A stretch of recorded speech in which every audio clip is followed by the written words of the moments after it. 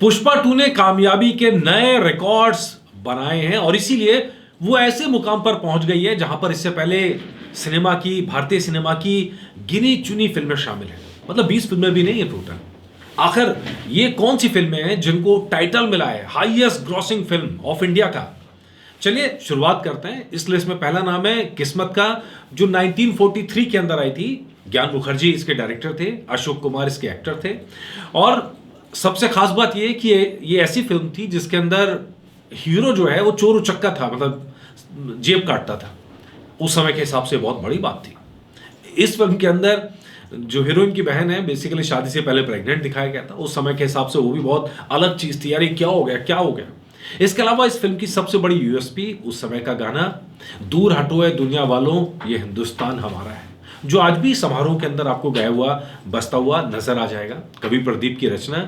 और उस समय भारत आजाद नहीं था और उस समय में ये गीत हर भारतीय की जुबान पर चढ़ गया था और फिल्म बन गई थी highest grossing film of India. Number 2 Chandralekha, जो इसके 7 साल बाद आई थी यानी 1948। और टेक्निकली कहें आजाद भारत की हाईएस्ट ग्रॉसिंग ऑफ इंडिया की फिल्म बनने वाली ये पहली फिल्म थी चंद्रलेखा 1948। और इसके अंदर सबसे दिलचस्प बात यह है कि अगर आज पुष्पा से आप कंपैरिजन करेंगे, पुष्पा जैसे साउथ से आई और हिंदी में उसने बड़ा कारोबार किया, ठीक इसका यह हाल हुआ था। तमिल से फिल्म आई थी चंद्रलेखा और तमिल में जितना बिजनेस नहीं किया था उससे कहीं ज्यादा बिजनेस इसने हिंदी में किया था। मतलब एक तरह से आप वो स्क्रिप्ट आज के टाइम में दोहराई हुई नजर आएगी आपको। और चंद्रलेखा भी उस समय में जबरदस्त कारोबार किया और इतना कारोबार किया कि highest grossing film of India ये बनी थी। नंबर 3 बरसात 1949, यानी चंद्रलेखा का रिकॉर्ड सिर्फ 1 साल चला। अगले साल ही राज कपूर ने आके ये रिकॉर्ड तोड़ दिया। राज कपूर की बरसात क्लासिक हिंदी फिल्म। आज के टाइम में उसको बॉलीवुड का तमगा मिलता है, लेकिन उस समय बॉलीवुड से ज्यादा हिंदी फिल्मों का जो शब्द इस्तेमाल होता था। तो बरसात वो फिल्म जिसने प्रेज भी बटोरा, पैसा भी बटोरा। राज कपूर के साथ रामानंद सागर, आप देखेंगे इस फिल्म की कहानी रामानंद सागर ने लिखी थी और बाद में रामानंद सागर ने तो जो लिखा, रामायण बनाई, वो तो अपने आप में इतिहास की चीज बन गई है। इसके अलावा नरगिस इस फिल्म में थी। शंकर जयकिशन इस फिल्म में पहली बार आए थे, उन्होंने अपने म्यूजिक दिया था। ये फिल्म कश्मीर में शूट की गई पहली फिल्म थी और उस समय के लिहाज से ये अपने आप में बहुत बड़ा माइलस्टोन था। और गाने तो सुपरहिट थे ही थे।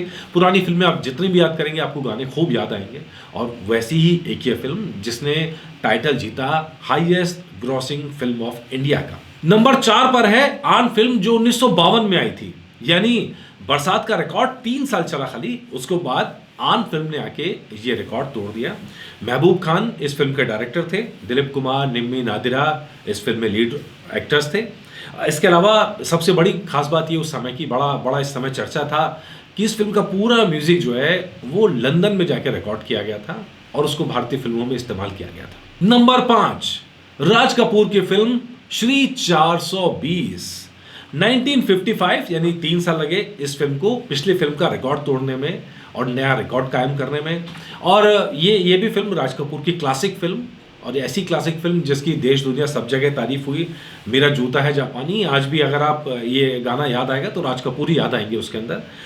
राज कपूर और नरगिस की ये फिल्म डेफिनेटली यादगार फिल्मों के अंदर शामिल है। नंबर 6 पर फिल्म है मदर इंडिया, जो 1957 में आई थी। यानी 2 साल लगे इस फिल्म को पिछली फिल्म का रिकॉर्ड तोड़ने में। अब मदर इंडिया क्लासिक इंडियन फिल्मों की अगर आप बात करेंगे तो मदर इंडिया का नाम जरूर आता है। एक दर्द भरी कहानी, शानदार अभिनय, शानदार म्यूजिक, मतलब पूरा पैकेज, कंप्लीट पैकेज। और उस फिल्म ने लोगों को हिलाया था, सोचने पर मजबूर किया था। बहुत सारी बातें, नरगिस थी, राजेंद्र कुमार थे और सुनील दत्त का किरदार अगर आप देखेंगे वो जिद्दी किरदार, वो नेगेटिव कैरेक्टर जान डाल दी थी सुनील दत्त ने उस फिल्म में। लेकिन इस फिल्म ने जो कलेक्शन किया था वो 10 करोड़ रुपए का कलेक्शन किया था। 1957 के हिसाब से 10 करोड़ बहुत बड़ी रकम है, बहुत बड़ी रकम है। अब आप कहेंगे कि यार इससे पहले तो आपने फिल्मों का कलेक्शन बताया नहीं। अब दरअसल आपको बता दें कि ये दरअसल उस समय से जो पहले की फिल्में हैं, इवन 1950, 60, 70s, 80s, आज के फिल्मों का तो डाटा फिर भी आपको मिल जाता है, लेकिन उस समय का डाटा बहुत ज़्यादा कंट्रोवर्सी वाला है। मतलब कभी आपको एक जगह कुछ मिलेगा, दूसरी जगह कुछ मिलेगा, तो वेरीफाई करना मुश्किल है।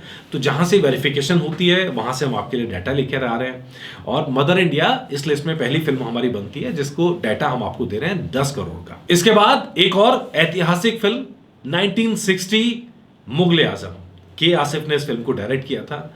और जाहिर तौर पर अगर आपको थोड़ा बहुत भी याद हो उस फिल्म के बारे में, 1944 से काम चलना शुरू हुआ, 1950 से फिल्म पर काम शुरू हुआ, और 50 से होते होते जाके 1960 के अंदर 10 साल के अंदर फिल्म ये रिलीज कराई गई। लेकिन जब आई तो उसने पिछले सारे रिकॉर्ड ध्वस्त कर दिए थे। भारत में नहीं, विदेशों में भी कमाने वाली, ओवरसीज से भी इस फिल्म ने बहुत बड़ी कमाई की थी। और बड़ी बात यह है कि आप इस फिल्म को पूरी तरह पैन इंडियन फिल्म कह सकते हैं। मतलब जिस तैयारी के साथ उतरे थे और जिस तेवर के साथ उतरे थे, और वो तेवर आपको बॉक्स ऑफिस कलेक्शन पे भी नजर आए थे।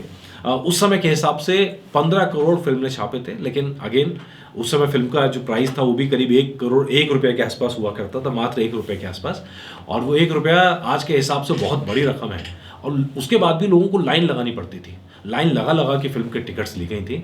और ये जो फिल्म का रिकॉर्ड है 3 साल इसने रहा, लेकिन इसका जो रिकॉर्ड है वो अगले 15 साल तक कायम रहा, 15 ईयर्स तक। नंबर 8 पर जो फिल्म है उसका नाम आपने 100 बार नहीं, 1000 बार नहीं, लाखों बार सुना होगा, वो है शोले।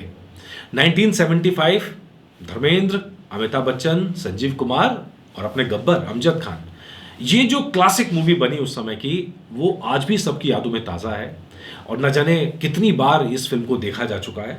लेकिन जब आप कलेक्शंस की बात करेंगे तो उस समय इस फिल्म ने कलेक्शन किया था 60 करोड़ रुपए, 60 CR।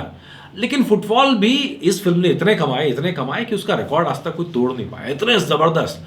और रिलीज में भी और री रिलीज में भी, जब जब फिल्म रिलीज हुई इस फिल्म ने खूब लोग देखने आए और खूब पैसा बटोरा, और 60 करोड़। और यही वजह है कि इस फिल्म का रिकॉर्ड 19 साल तक कायम रहा। 9वें नंबर पर एंट्री होती है सलमान खान की, हम आपके हैं कौन, 1994।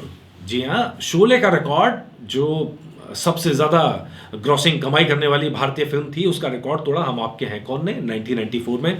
19 साल लगे थे इस फिल्म को रिकॉर्ड तोड़ने में, 19 साल, और 120 करोड़ की कमाई उस वक्त के हिसाब से की थी।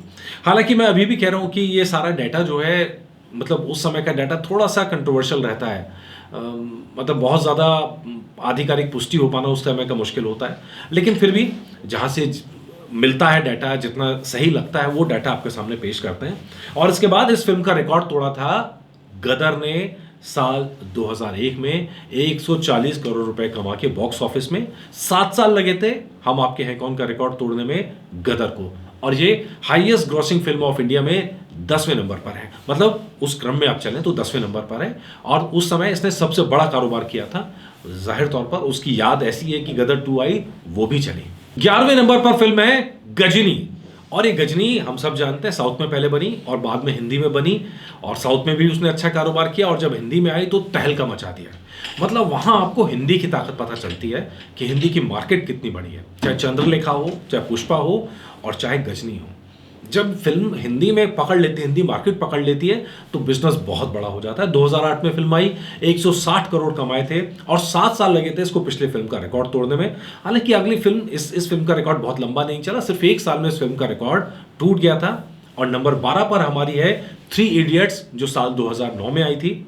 273 करोड़ की कमाई की थी, और 1 साल में इसने पिछले फिल्म का रिकॉर्ड तोड़ दिया था। मतलब आमिर खान ने आमिर खान का रिकॉर्ड तोड़ा था। 13वें नंबर पर है चेन्नई एक्सप्रेस, शाहरुख खान की फिल्म। 2013 में यह फिल्म आई और 283 करोड़ का कारोबार किया। इस फिल्म ने पिछले फिल्म का रिकॉर्ड तोड़ने में 4 साल लगाए।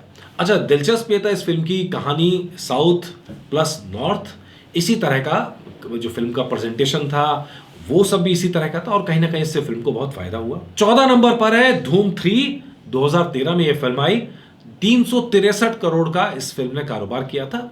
और चेन्नई एक्सप्रेस ने जो कारोबार किया और इस फिल्म ने जो कारोबार किया, दोनों सेम ईयर के थे। मतलब 1 साल भी नहीं लगा रिकॉर्ड टूटने में। उसके बाद चलते हैं तो नंबर 15 फिल्म पर, that is PK again Aamir Khan ने 2014 में ये फिल्म आती है और 449 करोड़ का कारोबार करती है एक साल में। मतलब आमिर खान का रिकॉर्ड तोड़ा, धूम 3 का रिकॉर्ड तोड़ा पीके में, और अच्छा खासा कारोबार, मतलब तकरीबन 450 करोड़ का कारोबार इस फिल्म ने किया था। हम सब जानते हैं पीके की जो कहानी थी वो एलियन वाली कहानी थी। खैर, कंट्रोवर्सी जो हुई वो अपनी जगह, लेकिन कारोबार अपनी जगह। उसके आगे बढ़ते हैं। इसके बाद झंडा गाड़ा बाहुबली पार्ट 1 ने। 2015 में ये फिल्म आती है और 481 करोड़ का कारोबार करती है। मतलब पीके का जो कलेक्शन था उसका रिकॉर्ड एक साल के अंदर ही तोड़ दिया प्रभास ने। और ये प्रभास का वो टाइम है जहां से प्रभास ने कभी पीछे मुड़ के नहीं देखा। हर जो उनकी अगली फिल्म आती है वो जबरदस्त ओपनिंग के साथ आती है। उनका स्टारडम इस फिल्म के साथ जो क्रिएट हुआ वो आज तक बना हुआ है। नंबर 17 पे फिल्म आती है दंगल, अगेन आमिर खान। दंगल एक ऐसी फिल्म जिसने ना सिर्फ भारत में कमाई की बल्कि वर्ल्ड वाइड में, खासकर चाइना मार्केट में इसने बहुत बड़ा नंबर बटोरे हैं। और वो नंबर हम यहाँ पे कैलकुलेट नहीं कर रहे हैं, हम सिर्फ इंडिया का नंबर कैलकुलेट कर रहे हैं। That is 511 crore. 511 crore India में कमाए थे और बाहुबली का रिकॉर्ड 481 करोड़ का तोड़ा था। मतलब एक ही साल लगा था रिकॉर्ड तोड़ने में। इसके बाद आगे बढ़ते हैं। 18 नंबर पर जो फिल्म है वो सब आप अच्छी तरह से जानते हैं, बाहुबली 2। बाहुबली 2 ने एक ऐसा माइलस्टोन खड़ा कर दिया जिसको तोड़ना लगभग इम्पॉसिबल लग रहा था। 2017 में फिल्म आई, मतलब दंगल का रिकॉर्ड एक साल के अंदर ही ध्वस्त कर दिया, highest grossing film of India का, और 1347 करोड़ की इसने कमाई की थी। अगेन प्रभास का जादू था। इसके बाद लोगों को समझ में आया कि भाई जो सीक्वल आते हैं उनकी अपने आप में गजब वैल्यू है, और उसके बाद वो सीक्वल का सिलसिला भी शुरू हुआ। लेकिन जाहिर तौर पर अच्छी मूवी अच्छी मार्केट पकड़ती है, अच्छा कलेक्शन करती है, जो हमें इस लिस्ट के अंदर नजर आता है। और फिर अब आई पुष्पा, जिसने बाहुबली 2 का 7 साल पुराना रिकॉर्ड तोड़ा है, highest grossing film of India का। 1350 करोड़ से ज़्यादा कमा चुकी है और ये कमाई अभी लगातार आगे बढ़ रही है, रुकी नहीं है। और इसीलिए हम कह रहे हैं कि अब ये रिकॉर्ड बना है। हमने देखा है कि भाई पूरे 2 दशकों तक रिकॉर्ड अनब्रेकेबल रहा है। लेट्स सी अब ये रिकॉर्ड कब टूटता है। पिछला रिकॉर्ड 7 साल बाद टूटा और अब इसका रिकॉर्ड कब टूटेगा भगवान जाने। अब कौन सी फिल्म आके ऐसा धमाका करेगी भगवान जाने। लेट्स होप कि अच्छा सिनेमा बनता रहे, रिकॉर्ड बनते रहे, रिकॉर्ड टूटते रहे, लेकिन अच्छी फिल्में आती रहे। नमस्कार।